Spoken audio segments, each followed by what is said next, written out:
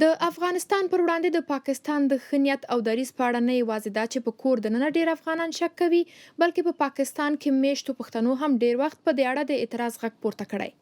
دغلته پښتنو سیاستوالو او مشرانو تل د افغانستان پر وړاندې د پاکستان د سیاست په اړه نیوکې کړي. د طالبانو له راتګ وروسته اوس دا خبره هم ډیره کیږي چې پاکستان د افغانستان په استازیتوب په نړیوالو غونډو کې خبرې کوي. افغانستان کې د وروستیو تحولاتو د نظام د بدلون او دغه راز د پاکستان پر سیاست مو غوښتل د پښتون ژغورنې غورځنګ بنسټ ایښودونکي او مشر منظور پښتون نظر ولرو چې همدا اوس مهال د سکایپ له لارې راسره وصل دی. ښاغلی پښتون، ښه راغلی. ستاسې له خوا له رسنیو په تیره ټویټر کې هر څوک که وګوري معلومیږي چې د افغانستان وضعیت له نږدې څارئ. غواړم د وروستیو تحولاتو او نظام د بدلون په تړاو مو نظر واورم. په خیر ټولو اوریدونکو ته تاسو سلامونه. افغانستان په د اوس وختونو کې د افغانستان ولس د ډېر لوی تباہي سره مخامخ دی. د افغانستان د ولس معیشت ختم شو، په ختمېدو روان دی. د افغانستان د ښځو حقوق نه دي خوندي. د افغانستان په تیر حکومت چې کار کوونکي افسران او ځوانان هغه په نښه کیږي. د امن وضعیت هم نه دی برابر. په بل خوا د پاکستان هم چې څومره هم مخکې دوی منفي کردار ادا کولو د افغانانو د پاتې ساتلو دپاره چې پاتې شي دوی د نړۍ په مقابله کې، نن هم دوی په هغه شان د دوی د وزیر اعظم نه واخله تر عامو افسرانو پر هغه شان خبرې راځي. نو په لویه توګه چې ګورې د افغانانو حال ښه نه دی او د دغې زیات نه زیات یعنی هغه غچ راغلی دی د دې وجه ده چې یو د امریکې پالیسي، بیا دوها ډیل، بیا د طالبانو میس منیجمنت، بیا د پاکستان منفي لاسوهنې. نو دغه د افغانانو د اوس حالات د دې د وجې را روان دي، د دې له کبله را روان دي. ښاغلی پښتین، لکه څنګه چې تاسې هم اشاره وکړه همدغې مسلې ته که راسو، ولې پاکستان ډېر لیواله دی چې د افغانستان په چارو کې لاسوهنه وکړي او لکه څنګه چې تاسې وویلې چې دی تل غواړي چې د افغانستان خلک شاته واوسي، پرمختګ ونه کړي؟ افغانستان که چیرې پر مخ لاړ شي بیا به د افغانستان انحصار په پاکستان نه وي، بیا به دنیا د افغانستان سره هر څه ډیل خپل کوي، د پاکستان د لارې به یې نه کوي. بیا به افغانستان د اقتصاد نه واخله تر تعلیم صحت پره په خپل ځای پوره شي او بیا دوی دلته په افغانستان چې دوی پر شا هم څو ځله د 15مې صوبې خبرې کولې، دغه منصوبې هم ور ختم کیږي.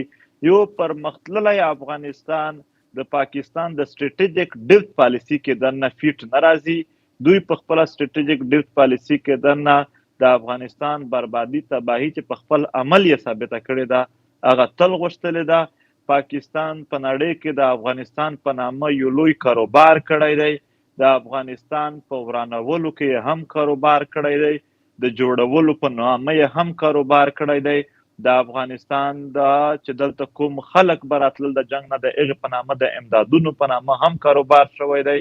بیا دلته د ترهګرۍ په نام جنګ چې کوم به پاک شي هم په اربونو ډالر پاکستان ته د فوجي امداد په حواله سره چې ملاو په هغه باندې هم دوی کاروبار کړی دی. دوی دپاره دا یو لوی کاروبار جوړ شوی دی او په دې نیت باندې دوی نه غواړي چې افغانان داسې صلاحیتونه، دومره پوهه، تعلیم، ایجوکیشن ولري چې دوی په هر څه پوهه وي او هر څه خپل کوي. دوی غواړي چې دا ناپوهه پاتې شي، چې کله ناپوهه وي بیا به دوی خپله نمایندګي په نړۍ کې نشي کولی او دوی ته به ورپاتې وي.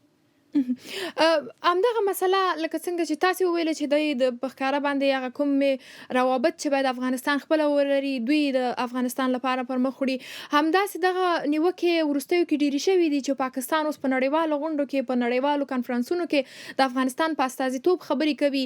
هلته په پاکستان کې د دغې مسلې په اړه څومره خبرې کیږي او ولې پاکستان دغه هڅه کوي؟ د پاکستان پالیسي دلته د پاکستان فوج جوړوي. د فوج لپاره افغانستان یو بزنس دی، افغانستان کاروبار دی، افغانستان نیول خواهش دی او داسې په دې نامه باندې دلته وړوکي او غټ جنګونو کې د دنیا سره یو بهترین تعلق او روابط جوړول دي. دغه ټول چې څومره دي هم دا دوی د افغانستان په چې کوم سټریټیجیک ډیف پالیسي باندې د 40 کالونو یادېږي د دغه په ذریعہ باندې دغه شی کوي. خو په بل اړخ که ګورې نو د امریکې هم د پاکستان سره تل تعلق ډېر ښه پاتې شوي دي او ډالر هم او امدادونه هم ورکړي شوي دي. اوس دلته ولسونه دا هم شک لري چې امریکا هم په دې هر څه کې ورسره ملوثه ده ورسره ده او دوی هم هغه هم دغه پې کوي. امریکا یا د دنیا لوی قوتونه په دې سیمه کې دننه تل خپل اقتصادي جنګونه یې کړي دي او لا تر نن ورځې پورې دغه خبره شمارل کیږي چې که د چین او د امریکې هم څه جنګ راتللو نو د پراکسي په صورت کې به دوی بیا دغه سیمې استعمالول غواړي. نو چې دوی دغه سیمې استعمالوي ظاهره خبره ده دوی به تعلیم ته نه پرېږدي دوی به نمایندګي ته نه پرېږدي دوی به صلاحیتونه جوړول ته نه پرېږدي دوی اقتصاد به کمزوری وي. چې کومې سیمې اقتصاد نه لري کومې سیمې چې تعلیم نه لري کومې سیمې چې صحت نه لري هغه به بیا څنګه خپل نمایندګي وکړي او څنګه به د خپل وطن نه د خپل ولس نه دوی د مسلې حل کولو کې څه کردار ادا کړي. دا یو مهم شی دی یو ویشتمه صدۍ ده په دنیا کې چې ملکونه چلیږي په ډېر مضبوطو بنیادونو چلیږي په مضبوط تعلیمي نظام او اقتصادي نظام باندې چلیږي نو هغه خاورې کولو کې هغه ختمولو کې دا کردار دی. دلته اوس په پاکستان کې هم اکثر چې کوم سیاسي ګوندونه دي څه خو لا نه دي پوهه خو اکثر په دې پوهه دي چې دغه پالیسي هیڅ یعنی د په راتلونکي وخت کې دا به نقصانونه جوړ کړي هم به په پاکستان کې جوړ کړي هم به په د خطه کې نور هیوادونو ته هم د دې نه ډېر تکلیف ملو شي. همدغه مسله که بیا هم په خبرې وکړو چې تل نیوکه دا کیږي چې پاکستان هر وخت د خپل خوښې حکومت په افغانستان کې غوښتی دی. فکر کوئ د طالبانو په راتلو دا د پاکستان د خوښې نظام دی؟ هو طالبان د پاکستان تر ټولو زیات خوښ دي او د طالبانو د پاکستان دغه واکداران د چې اوس دي فوج دا یې خوښ دی دوی د یو بل بیخي خوښ دي او دا د دوی په خبرو کې هم او د دوی په اعمالو کې هم ثابته شوې ده او د دغه نه دوی انکار هم نه دی کړی او بالکل په افغانستان کې د طالبانو واک لرل پاکستان داسې شماري لکه ډایرکټ چې دوی خپل واک وي. تل پاکستان هڅه کړې ښاغلی پښتین لومړي وزیر همدارنګه د بهرنیو چارو وزیر په نړیوالو غږ کوي چې دوی د طالبان په رسمیت وپیژني. دا چې د پردې تر شا کې څه ده هغه بله خو ظاهرا دوی دا وایي چې افغانستان بشري مرستو ته اړتیا لري او ډېرو مرستې باید ورسره وشي خو تر اوسه پورې پاکستان په خپله دغسې یو اقدام نه دی کړی. څه کیسه ده د دې تر شا ستاسې په نظر؟ زما په خیال سره پاکستان د پاره د دوی د جنرالانو د دوی د واکدارانو ریکارډ پراته دی هغه وایي زموږ د پاره تر ټولو مهم پاکستان دی او د پاکستان ګټې دي. هغه که طالبان په رسمیت پیژندي که نه پیژندي دا به دوی د افغانستان د ګټو د پاره نه بلکې د پاکستان د ګټو د پاره دا کار کوي. نو دا دوی د خپلو مفاداتو د پاره دغه کوي نه کې د کچېرې د افغانانو مفادات دوی ته ډېر ګران وای بیا به د افغانانو سره رویه د عام ولس سره رویه ډېره ښه وای بیا به چیرې دوی داسې نه کولای چې کله د کندهار او د هلمند د انار او انګور وخت راغی دوی ډیورنډ لاین ګیټونه په بند کړل چې کاروبار په دې سخت وختونو کې هم الګ څه کاروبار ور بند شي بیا به دغه چلن چیرې نه وای شوی.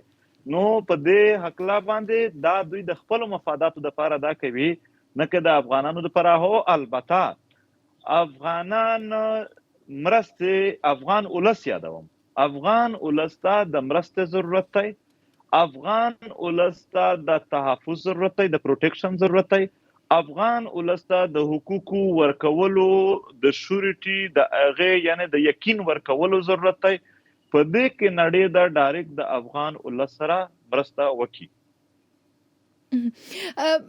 همدغه مسله مخکې له دې چې نورو پوښتنو ته راسم او د وروستۍ څرګندونو په تړاو باندې غواړم ستاسې په نظر باندې پوه شم په دغه وروستیو حالاتو کې چې تاسو د افغانستان حالات هم څارئ، ناڅاپه نظام بدل سو، ناڅاپه هر څه د افغانستان بدل سول او دا اوسه پورې لکه څنګه چې تاسې حقونه یاد کړل، ښځې له حقونو محرومې سوې. په دې کې تاسې څوک ملامت ګڼئ؟ ولې په افغان ولس باندې یا د افغانستان په حکومت باندې دغسې یو حالت راغی؟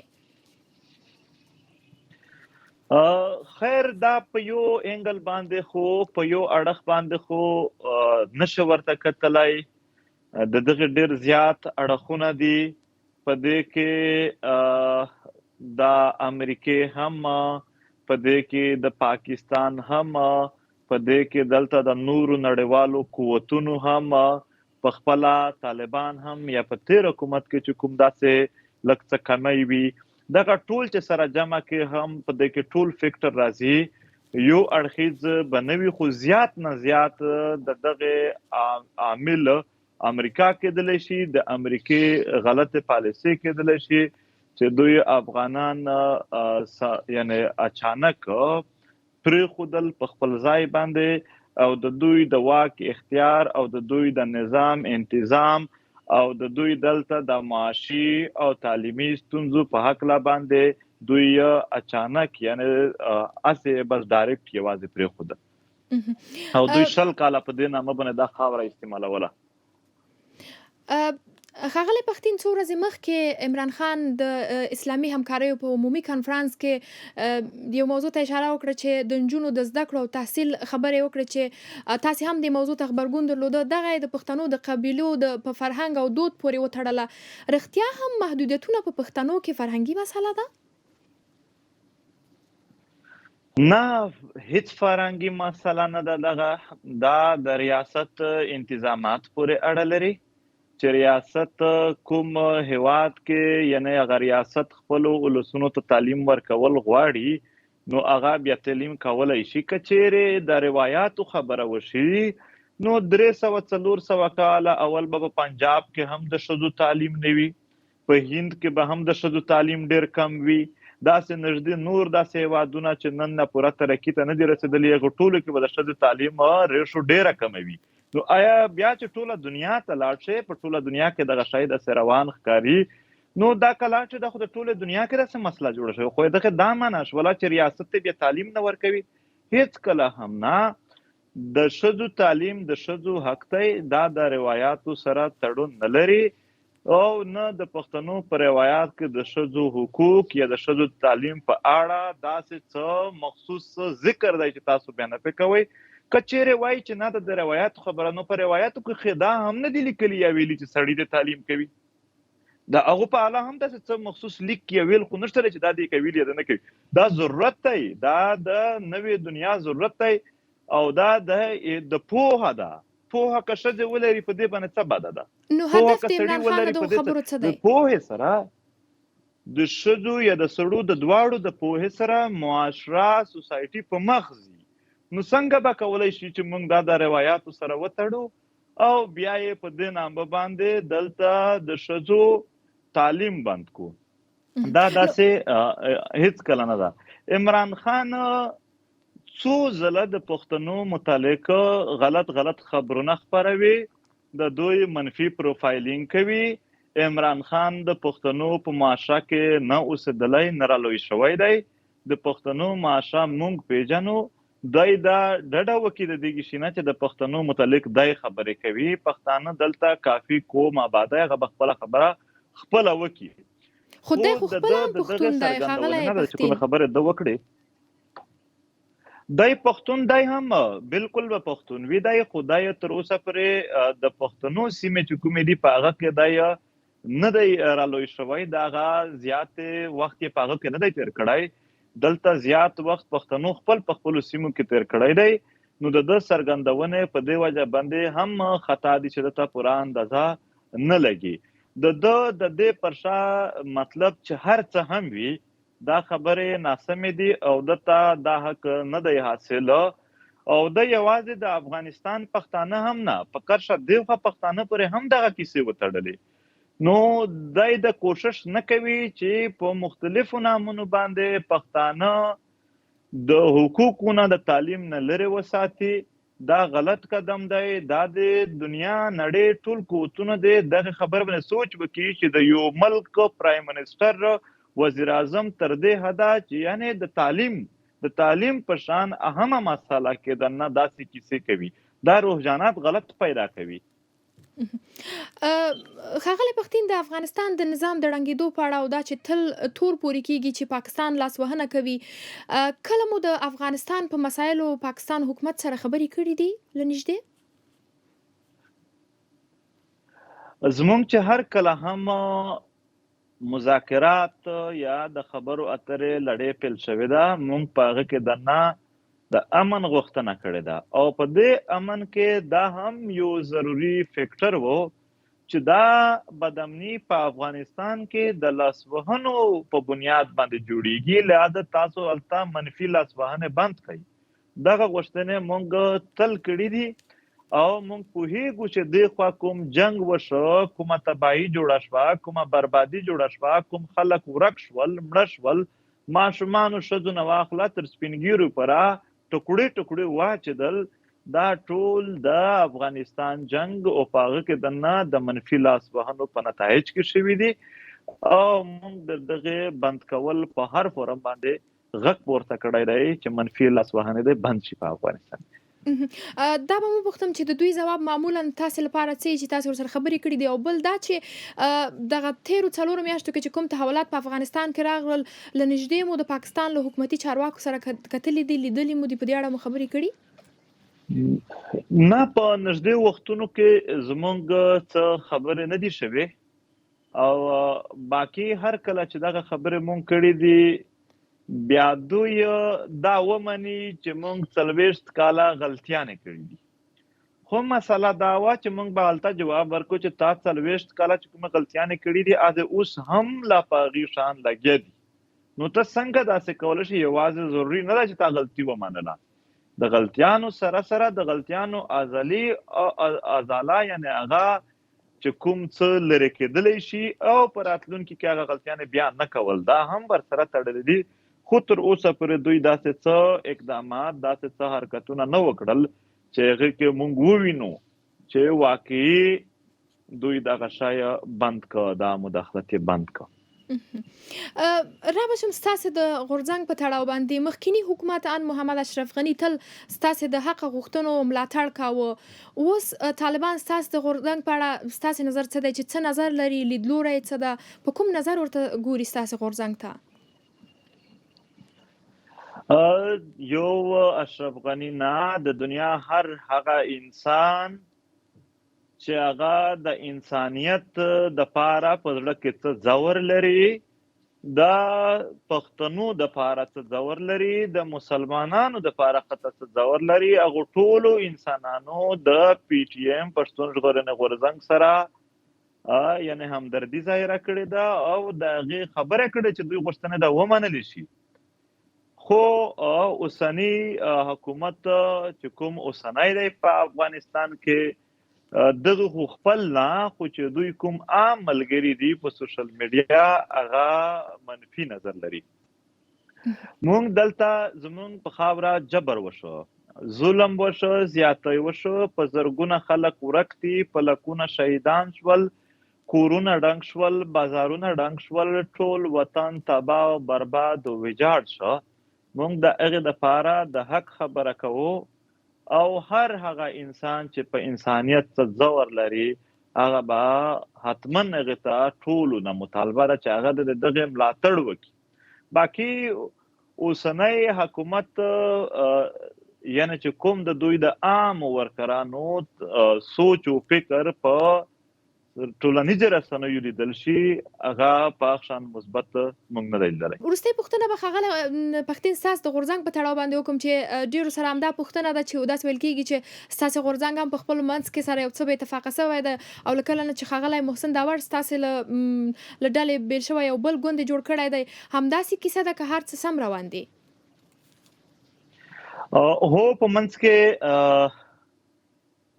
دوی د ملګری لاړو او ځان له خپل ګوند جوړ کو. خو موږ دا وایو چې دا تحریک ته دا یو قومي تحریک دی، د افرادو په تګ باندې دا نه کمزوری کیږي، دا په هغې شان توانا دی او دا به د خپل هغو غوښتنو دپاره چې کومې راپورته کړې وي او د خپل قام وطن د ترجمانۍ دپاره به په هغې شان توانا او مضبوط طریقې سره غږ پورته کوي، مبارزه به کوي، مزاحمت به کوي او هیڅ اثر به نه اخلي په دې خبرو باندې. ها البته دا وقتي یو کیسه جوړه شي، خو هغه ولي خان ورته ویل چې د تحریک مثال د ریل ګاډي په شان وي، په سټاپ باندې څوک کوز شي څوک وروخیږي، خو ریل ګاډی خپل منزل ته روان وي. دا تحریک به د خپل منزل په لوري باندې خپله مبارزه جاري ساتي. ډیره مننه ښاغلی پښتین چې موږ ته مو وخت راکړ او موږ سره مو مرکه وکړه. کور مو ودان. ډیره مننه. سلامت.